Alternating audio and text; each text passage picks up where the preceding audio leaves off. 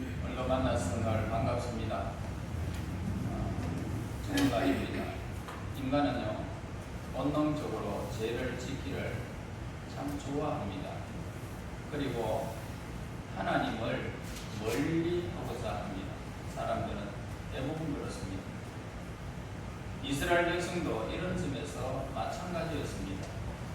현대의 감상적 철학자들은 달콤한 말로 인간 본질을 예찬하고 있는 글들이 너무 많습니다. 즉 인간의 장점과 뛰어난 점들을 그렇게 말하면서 그들을 따라야 한다라고 말들을 하고 있습니다. 그럼에도 불구하고 본문에서 악을 행한 사람들의 이야기가 오늘 본문에 기록되어져 있는 것을 보게 됩니다. 우리의 마음이 하나님의 진리의 말씀을 들어도 감동을 받지 못한 상태에 빠지면 그것은 아주 위험한 일임을 우리에게 가르쳐 주는 것입니다. 그래서 이스라엘 자손들 가나안 족속들이 섬기는 우상 숭배의 단들을 한꺼번에 회파하지 않고 오히려 점점 우상 숭배의 풍습에 밀려드는 모습을 보게 되어집니다. 그들은 부지중에 하나님에 대한 이 신앙을 버려버리고 바알과 아스타롯을 우상을 섬기는 악습에 빠지는 모습을 보게 됩니다. 이스라엘 자손들은 성실하게 하나님을 섬겨야 하는 의무를 태만히하고 하나님의 말씀에 무관심함으로 결국은 타락하게 되는 모습을 보게 됩니다. 교회사적으로 볼 때에도 종종 그러한 경우가 되풀이되는 그런 모습들을 보았고 오늘날에도 오늘 우리 주변의 사람들도 그런 모습을 보게 되어집니다. 요즘 선남 선녀들을 아주 귀한 하나님의 진리나 또는 하나님께서 들어 사용하셨던 하나님의 종들 즉 신앙의 선배들에게 전혀 관심을 두지 않고 있습니다. 그리고 자기의 인생에 살아가야 하는 목표점을 향하여 돈을 위하여 명예를 위하여 그들의 즐거움과 행복을 위하여 그렇게 살아가고 있습니다. 역사적으로 볼 때 양심이 살아 움직이며 하나님께 대한 의무를 조금이라도 어기면 고통과 해결을 촉구했던 그런 중세시대와 같은 때도 있었습니다. 그때에는 천국에서의 그 영생과 뿐만 아니라 지옥에서의 영벌의 양면성을 내포한 내세주의자가 사람들의 생각을 다 지배하고 있던 그런 시대였습니다. 그러나 그러한 때는 이미 지나가 버렸고 또 영원히 다시 오지 않을 것입니다. 오늘 하나님께서 하나님께 대한 이 의무를 태만과 죄에 대한 경계 부족과 하나님의 많은 명령에 대한 불순종과 같은 것들은 그것 자체로도 대수롭지 않고 눈에 띄지도 않는 모습을 우리는 지금 신앙생활하면서 느끼고 있습니다. 그러나 그것들은 우리들로 하여금 신앙과 하나님께 대한 무관심이 어두운 바다를 가리려고 파도에 밀려다니는 배와 같은 신세가 되고 말았던 것입니다. 이스라엘 백성들은 인간이 성공할 수 있는 모든 요소, 즉 비옥한 토지, 또 온화한 기후, 전쟁과 평화롭게 하는 방법을 알았고 애굽에서 가나안 땅까지 승리 행진을 함에 따라서 다른 민족들로부터 선망의 대상이 된 때도 있었습니다. 그것들은 겉으로 보기에는 이스라엘이 열국 중 강국으로 손꼽히는 충분한 것이었습니다. 그러나 거기에는 아주 중요한 한 가지 요소가 결여되어 있는 모습을 보게 되어지는데 즉 이스라엘 백성들은 죄를 지음으로 말미암아 그들의 생명과 같은 그들을 택하여 주셨던 하나님의 사랑을 잊어버리고 말았던 것입니다. 인간의 번영의 여부는 하나님께서 그들을 위하는가 아니면 대적하는가에 달려있는 것을 우리는 잘 알고 있습니다. 만일 하나님께서 분노하시면 수세기의 문화와 예술을 자랑하던 대제국이다 할지라도 삽시간에 패망하여 전에 얻었던 그런 영광보다 훨씬 더 수치를 받게 되는 민족으로 전략해 버리든지 아니면 시도 남기지 아니하고 그 백성들이 쓸어버리든지 하나님이 하신 모습을 보게 됩니다. 여러분, 장시간 집권했던 바벨론과 니느에 그리고 역사상에 나타난 번영하다가 사라져버린 수많은 나라들의 유적지에서는 그 나라의 파멸을 예도하는 바람 물결을 타고 하나님을 잊어버리는 나라들은 결국 이렇게 되고 말 것이다 라는 소리를 역사적으로 우리는 유적을 보면서 오늘 우리가 그 소리를 들을 수가 있습니다. 그리고 인류 전체에 적용되는 이 원리는 개인에게도 마찬가지임을 우리에게 가르쳐 주는 것입니다. 로마서 8장 31절에 우리에게 말씀합니다. 만일 하나님이 우리를 위하시면 누가 우리를 대적하리요? 하나님의 백성들을 위하면 하나님의 백성들을 대적할 자가 없다라는 것입니다. 하나님의 백성들을 위하시면 그 나라가 든든하다라는 것입니다. 성공적인 삶을 이루는 데 있어서 필요한 요소는 무엇이 있습니까? 모험심도 있어야 되고 절약심도 있어야 되고 인내심도 있어야 됩니다. 이런 맡은 일에 대한 이 열정도 있어야 되고 이 모든 것들은 인생을 성공적으로 이끄는 데 꼭 필요한 요소들임을 우리는 알 수가 있습니다. 그러나 또 불변적으로 영원한 진리가 있는데요. 즉 예수님의 산상수훈에서 이런 말씀이 우리에게 가르쳐주고 있습니다. 마태복음 6장 33절에서 너희는 먼저 그의 나라와 그의 의를 구하라. 그리하면 이 모든 것을 너희에게 더하시리라. 자, 이 세상과 비교할 수 없는 뛰어난 성공의 비결이 있다면 바로 이 말씀입니다. 너희는 먼저 그 나라와 그의 의를 위하라. 다시 말해서 너희의 욕심을 따라 살지 아니하고 하나님의 영광을 위해서 살아가라. 그리하면 하나님께서 우리에게 영육의 복을 주시겠다는 것입니다. 손대하는 일과 발자취 닿는 것에 하나님이 복을 주시겠다는 말입니다. 뿐만 아닙니다. 영원히 복을 주겠다는 것입니다. 12절에 보세요. 그들의 조상들의 하나님 여호와를 그렸다는 이야기가 나옵니다. 이 말씀 이후에 사사기의 내용은 우상 숭배에 빠지고 말았습니다.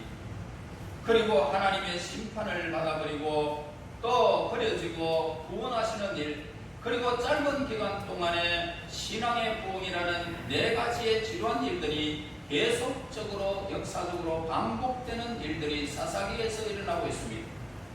특히 마지막 단계인 하나님을 경외하는 단계에서 다른 우상 숭배의 단계로 되풀이되는 데는 별로 시간이 걸리지 않았고 다시 이전 순서로 반복되는 그런 과정을 우리는 또 보게 되어집니다.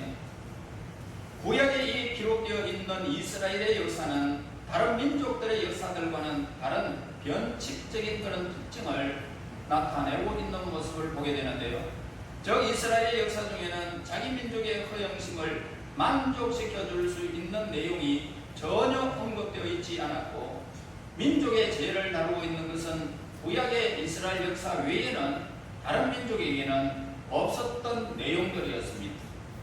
이스라엘 백성들이 계속적으로 우상 숭배에 빠지는 사실에 대해서는 그들은 하나님의 교훈을 받아들이기는 했습니다.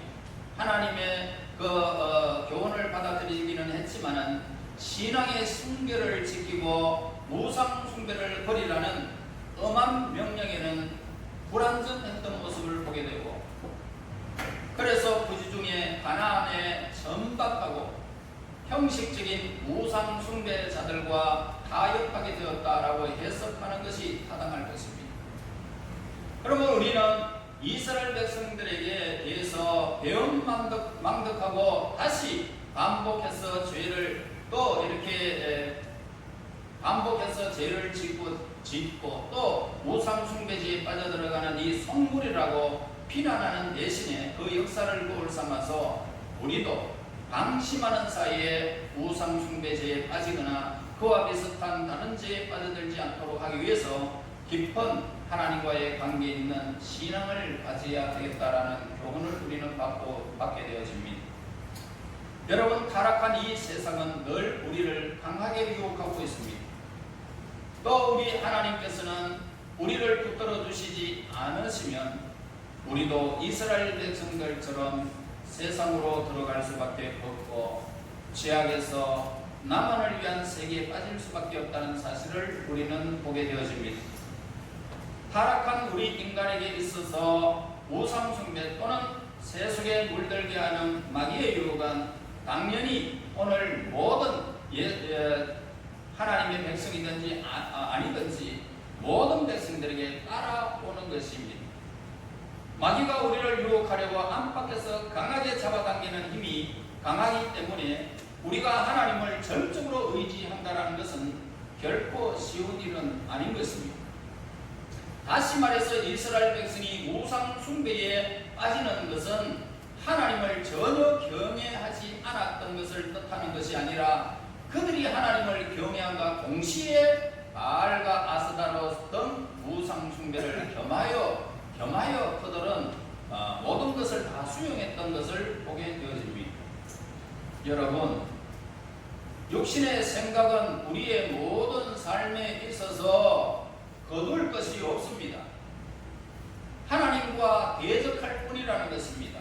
그러므로 우리가 하나님 앞에서 우리의 삶이 이끌릴 수 있도록 하나님의 것을 택하는 자에게는 분명히 이 모든 것을 더하여 주겠다고 약속하는 언약의 말씀을 여러분들은 꼭 기억하시고 그 나라와 그 의를 위하여 먼저 힘을 쓰는 저와 여러분들이 되어져서 영육 간의 강건함을 받고 물질의 부양을 받고 자손의 번영을 받고 아브라함과 이삭과 야곱에게 주신 그 복을 저와 여러분들이 받아 누리며 살아가야 되는 것입니다.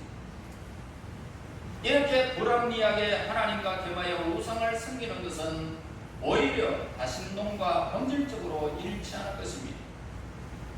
유일하신 하나님을 진실하게 섬기는 것과 반대되는 것이라는 것입니다. 14절의 말씀 보세요. 여호와께서 이스라엘에게 진노하시는 모습을 보게 됩니다. 이 말씀에서 복음에서 나타내 주는 것이 뭡니까? 하나님의 사랑에 대한 개념을 변절시키는 것은 전혀 아니라는 것입니다. 여러분, 오늘 하나님이 진노하셨다고 해서 하나님의 사랑이 이렇게 줄어들거나 좁아드는 그런 현상을 말하는 것이 아닙니다. 사랑을 베푸시는 하나님께서는 완전히 의로우신 반면에 사랑을 받는 대상인 우리 인간들이 죄인이라는 점을 감안해 볼 때에 하나님의 진노하심 역시 하나님의 사랑에 빼놓을 수 없는 요소라는 것입니다. 여러분, 우리 자녀들에게 화를 냅니다. 왜? 그렇게 하지 않아야 이 자녀가 바른 행실과 좋은 습관을 가지고 이 사회와 그리고 오늘 우리 가정에서 꼭 필요한 인생이 되기 때문에 그렇게 진노하시는 거죠. 그러면서 해차리를 들기도 하는 것입니다. 이 뭡니까? 진노하신다고 해서 사랑이 줄어드는 것이 아니라 그 아이를 사랑하는 부모의 마음이 해차리에 있는 것입니다. 잔소리에 있다 이 말입니다. 가장 무서운 진노는 뭡니까? 아주 고결한 진노로서 사랑의 사도인 이 요한은 그에게 대해서 역설적으로 이렇게 말합니다. 계시록 6장 16절에 어린 양의 진노라는 엄숙한 표현을 하고 있습니다. 다시 말해서 예수님의 진노를 말하고 있는데 하나님께서는 한편 이스라엘을 사랑하셨기 때문에 그들에게 분노하셨던 것입니다. 그들 자신의 유익을 위해서 그들로 하여금 하나님을 사랑하도록 했지만은 그들은 하나님 대신에 우상 숭배하는 죄에 빠지게 되었던 것입니다. 이스라엘 전쟁의 결과는 하나님께 대한 그들의 충성에 비례했던 것을 보게 되는데요. 그들이 하나님을 쳐버리고 우상을 숭배할 때에 다른 민족들을 하나님이 높이 드셔서 이스라엘 백성들을 강탈해버리고 그들이 추수한 것이 있으면 다 약탈해 가버리고 그들의 어린 자녀들과 수많은 부녀자들이 다 끌림을 받아서 그들의 성적인 놀이기로 만들어버리는 이런 엄청난 비극의 사건들이 일어나는 것을 보게 되어집니다. 이와 마찬가지로 우리 성도들이 이 세상에 모든 선한 싸움에 있어서 승리를 얻는 비결이 있다면 우리는 하나님께 나가야 하는 것입니다. 다른 모든 것들을 포기하는 것입니다. 가나안 땅 위에서 가나안 족속들을 다 멸망시켜 버리지 아니하고 일부를 남겨두신 하나님의 섭리는 이스라엘 백성들을 시험해 보기 위해서였다라고 할 수도 있는 것입니다. 이에 대해서 오늘 저와 여러분, 이스라엘 백성이 하나님의 시험을 이겨낼 수 없을 만큼 만약에 약했다면, 저 그들이 가나안 백성의 우상 숭배에 빠져들 정도로 약했다면 하나님께서 가나안 백성들을 전부 멸하신 후에야 이스라엘 백성들을 가나안 땅으로 들여보내지 않았을까라고 할 수도 있습니다. 오늘 여러분 주위에도 수많은 가나안들이 있습니다. 제약의 도순을 여러분들을 유혹하는 물질의 세계가 있고, 또한 우리가 누려하는 수많은 오락의 시간들이 여러분 주위에 너무너무 많습니다. 왜 하나님께서 그렇게 유혹의 그 모든 발판을 다 멸하지 아니하시고 우리를 세상으로 내보냈을까요? 여러분들에게는 하나님의 능력으로 이길 수 있는 힘을 주시는 하나님의 능력이 여러분들에게 임하고 있다는 사실을 우리에게 가르쳐 주기 때문입니다. 죄를 짓는 본성을 가진 인간을 위해서 그것에 대비하여 대책을 세워놓는다는 것은 분명 그들을 도와주는 한 기묘한 방법이 될 수도 있습니다. 그러나 완전한 사랑과 지혜의 근본이 되시는 하나님께서는 그렇게 하지 않으셨습니다.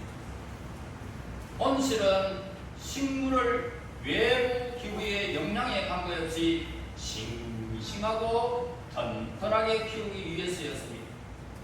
식물을 죽이려고 마련된 것은 결코 아니라는 것입니다. 마찬가지로 하나님께서 우리에게 시련을 주시는 것은 그것을 통해서 강한 믿음을 갖게 하기 위하고 멸망당하지 않게 하기 위해서이지, 그것으로 우리 신자들을 파멸시키고 오늘 우리의 삶을 망가뜨리기 위해서 그렇게 하는 것은 결코 아니라는 것입니다. 마귀는 우리를 넘어뜨리려고 하려고 유혹합니다.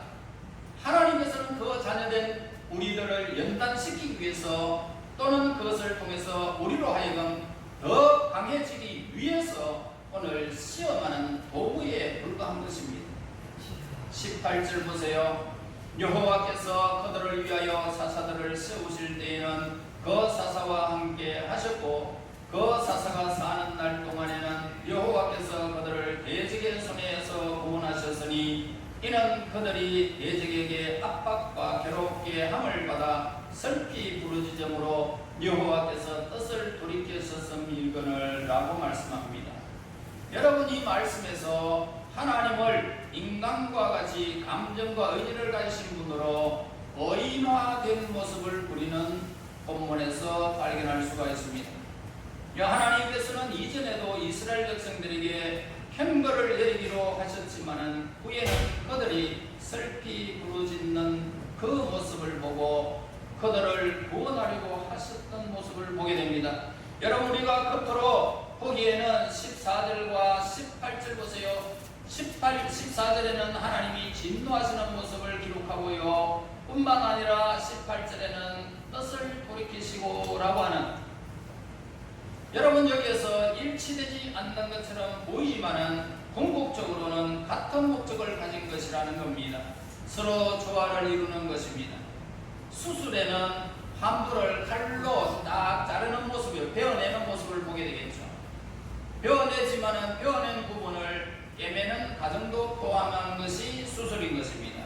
자릅니다. 그리고 꿰매줍니다. 이와 같이 하나님의 영적 수술은 이스라엘 백성의 잘못된 점을 징계하시는 것과 또 위로해 주시는 과정을 다 포함하고 있다는 것을 보게 되어집니다. 이렇게 하나님의 구원과 이 보험은 서로 같은 목적, 즉 선민을 지어서 구원하셔서 하나님의 영광, 하나님께 영광을 돌리고자 하시는 그 목적을 중심으로 서로 상호 보완 관계에 있다는 것을 보게 되어집니다. 여러분, 이스라엘 백성이 하나님을 믿는 신앙은 사사들이 살아있는 동안에만 계속되다가 다시 사사들이 그 그 사건에서 역사에서 사라지고 난 다음에는 그 다음에 우상 숭배에 또 빠지는 모습을 또 보게 되어집니다. 즉 사사의 죽음과 동시에 그들의 신앙도 소멸되었다는 것을 보게 되어집니다.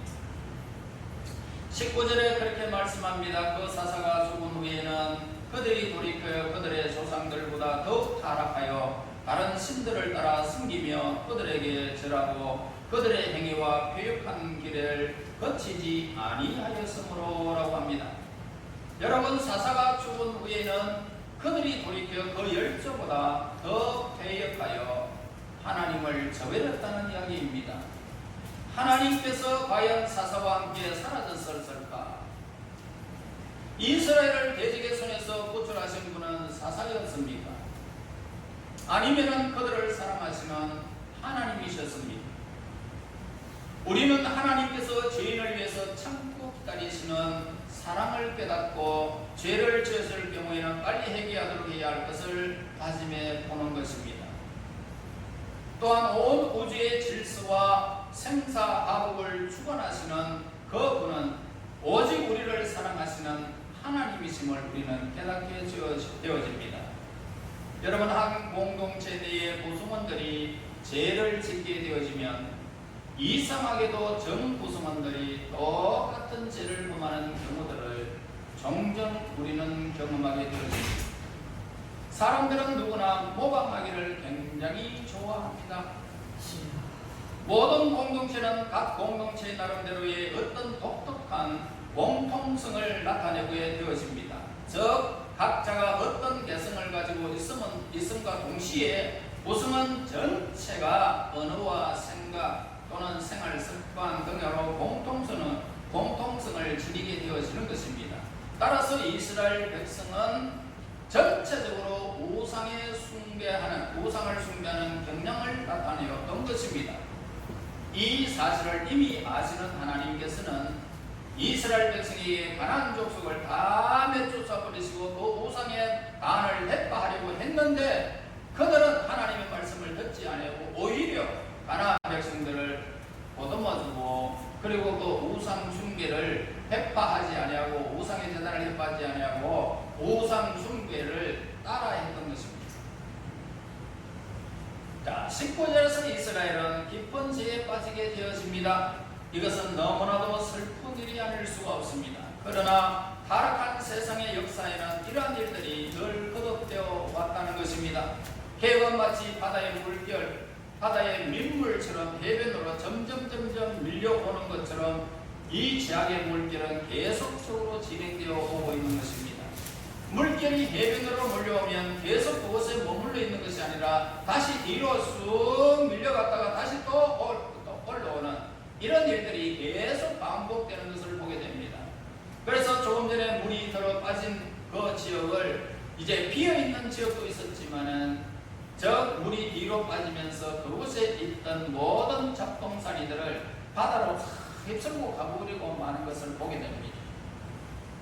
우리 사회 발전에도 이와 같은 가정들이 있는데 이때에 아주 급격한 성질을 가진 사회 개혁자는 실망하게 되어진다는 것입니다. 다시 바닷물의 비유입니다. 여러분, 뒤로 잠시 물러나 물결이 잠시 후에 이전보다 더 높은 수위로 이렇게 올라오는 모습을 보게 되는데 그리고 해변에 더 깊숙한 것으로 밀려들어 오게 됩니다. 그렇게 하기를 반복하여 마침내 만조 상태가 되더라는 것입니다. 이와 같이 개혁이 진행되는 데는 일시적인 퇴보 과정이 있기 마련이라는 것을 보게 됩니다. 예를 들어 보겠습니다. 영국에서 크롬웰이 집권할 당시에는 도덕적으로 큰 발전이 있었습니다.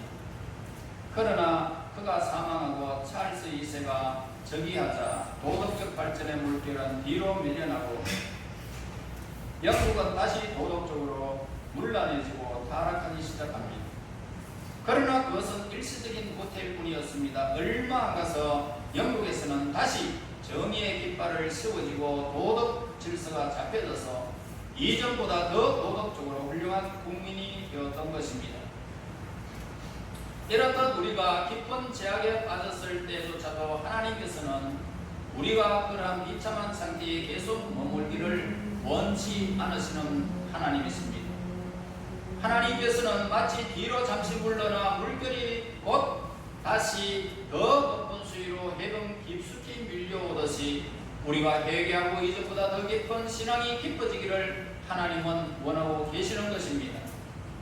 다윗은 우리아의 아내를 취한 후에 간음죄와 우리아를 죽인 살인죄를 지은 후에 하나님의 징계를 받고 회개하면서 그는 하나님 앞에 납작이 엎드려 버립니다. 그럴 때 하나님은 다윗을 훌륭하게 남은 생애를 지켜주는 모습을 보게 됩니다. 이스라엘 백성은 다른 민족들의 침략을 당했던 사사시대, 바벨론 포로 시대, 그리고 로마의 속국으로 지냈던 쓰라린 지역들을 통해서 세계 만방에 예수님을 나타내었던 것을 보게 되어집니다.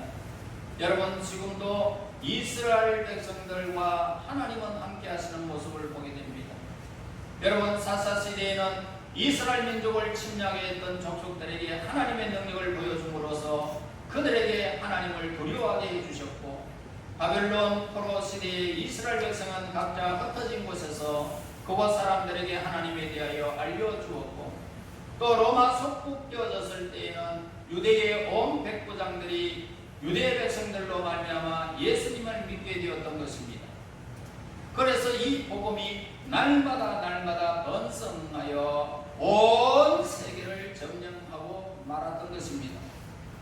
이렇듯 하나님께서는 이스라엘 민족에게 유익을 주시기 위하여 그들을 연단시키고 또한 연속적인 시련을 통해서 금같이 관련된 그런 하나님의 역사를 우리는 보게 되어집니다. 그리고 그들은 진정한 하나님의 자녀가 되게 하셨던 것입니다. 여러분, 우리의 죄악 가운데 오래 참으시는 하나님, 우리에게 더 좋은 내일의 영광을 보셨기 때문에 오늘 우리를 그 모든 것들을 알고 지금 현재의 여러분들의 모습을 보지 아니하시고 하나님께서 영광의 나라에 여러분들이 존귀하게 되는 그 날을 이미 하나님은 다 아시고 계시기 때문에 여러분의 삶에서 수많은 역경들이 그리고 모든 일들이 교차할 것입니다.